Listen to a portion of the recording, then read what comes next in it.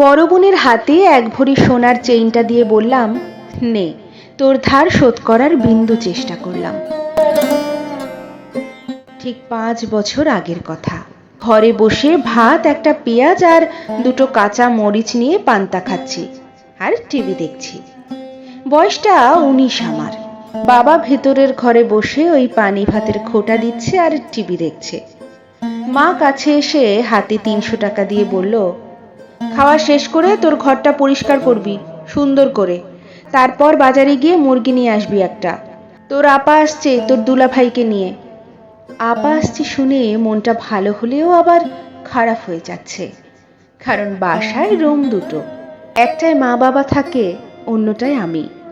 আপার বিয়ের আগে ওই রুমে আমি নিচে ঘুমোতাম, আপা উপরে। আমি ওই রুমটা ছাড়া ঘুমাতে পারি না।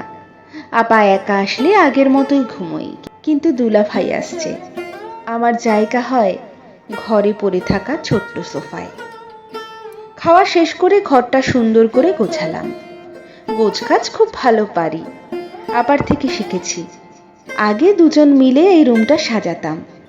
কাজ শেষ করে বাজারে গেলাম। বেশ দাম কষাকষি করে 280 টাকা দিয়ে একটা মুরগি কিনলাম আর 20 টাকার মোবাইল রিচার্জ করলাম। অনেকদিন হয়েছে ফেসবুকে যাই না, আজকে একটু ফেসবুকে যাওয়া হবে, এই খুশিতে নাচতে ইচ্ছে করছে। মুরগি নিয়ে এসে দেখি আপা চলে এসেছে। দুলাভাই অনেক বাজার করে এনেছে। মিষ্টি ফলমূলের কথা তো বাদই দিলাম, দুলাভাই অনেক বড় লোক। তবে আপার রূপের কাছে এমন 2-4টে বড় লোক অনায়াসে গলে যাবে। এলাকার সব থেকে সুন্দরী ছিল আপা। কত শত বিয়ের প্রস্তাব আর প্রেমের প্রস্তাব যে আসতো, কত সুন্দর সুন্দর ছেলে যে আপার জন্য হাত কাটতো। কিন্তু আপা এক কথার মানুষ, বাবার পছন্দ করা ছেলেকেই সে বিয়ে করবে, আর তাই হয়েছে। তবে আমি আপার ভিন্ন, সে সুন্দরী আর আমি কালটু।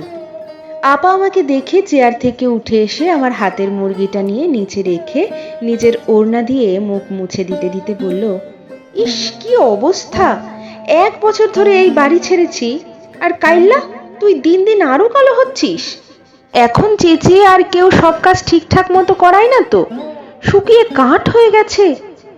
আমি আপার হাত দুটো নিজের হাতের মধ্যে নিয়ে বললাম, তুমি কেমন আছো আপা? আমি ভালো আছি। তোর দুলাভাই নতুন বাড়ি নিচ্ছে, ওখানে একটু কাজ নিয়ে কদিন ধরে খুব প্রেসারে আছি। রাতে খাওয়া দাওয়া শেষ করে সোফায় শুয়ে শুয়ে মোবাইল টিপছি। আপা এসে পাশে বসে মাথায় হাত বুলিয়ে দিয়ে বলতে শুরু করলো, তুই তো ওই রুম ছাড়া ঘুমোতে পারিস না, আমি আসলে খুব কষ্ট হয় না রে তোর? আমি আপার কথা শুনে মোবাইলটা রেখে উঠে বসে বললাম, কি বলছো এসব? তুমি এখানে আছো, সকালে উঠে তোমার মুখটা দেখি, সেটাই আমার কাছে সুখের। আপা হেসে বলল, পাগল ভাই আমার। আপা একটু থেমে বলল, বাবা তোকে কাজের জন্য খুব কথা শোনায় রে। তোমাকে এসব কে বলেছে? মা আমাকে সব বলেছে। বাদ দাও না, বাবার তো বয়স হয়েছে, সংসারে কি অভাব সেটা আমি জানি রে। তোর দুলাভাই একটা দোকান নিয়ে দিতে চেয়েছে, কিন্তু বাবা জামাইয়ের থেকে এসব নেবে না, সরাসরি বলে দিয়েছে। এটা ঠিক করেছে, দুলাভাইয়ের থেকে কিছু নেওয়া ঠিক হবে না।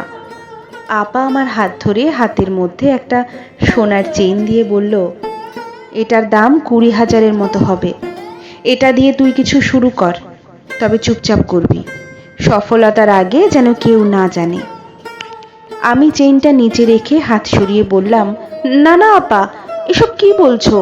এটা আমি করতে পারবো না, আপা জানলে আমাকে মেরে ফেলবে। আরে বোকা, বাবা জানবে কেন?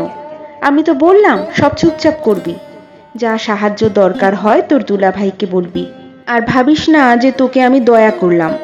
সফলতার পর আমাকে তুই আবার সোনার চেন গড়িয়ে দিবি। কিন্তু দুলাভাই যদি জিজ্ঞেস করে চেইনের কথা? অমন আরো 2-4টে ঘরে এখনো আছে আমার, আর তোর দুলাভাই এটার আইডিয়া দিয়েছে আমাকে। কিন্তু তুই ওকে কখনো বলিস না, তাহলেও লজ্জা পাবে। বুকের মধ্যে থেকে কান্না আসছে, খুশির কান্না। আপাকে শক্ত করে জড়িয়ে ধরে কাঁদতে কাঁদতে বললাম, আপা তোরে অনেক ভালোবাসি রে, তুই ছাড়া কখনো কেউ বোঝেনি আমাকে।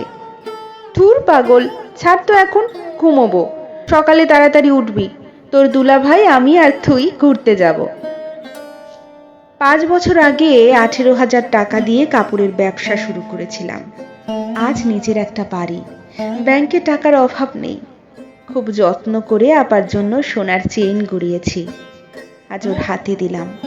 ওর ঋণ শোধ করার বৃথা চেষ্টা আমি করতে চাই না। এই ভালোবাসার ঋণ ভরি ভরি স্বর্ণ দিয়েও শোধ হবে না। আমার তরফ থেকে এটা শুধু ওর জন্য ছোট্ট ভালোবাসার উপহার।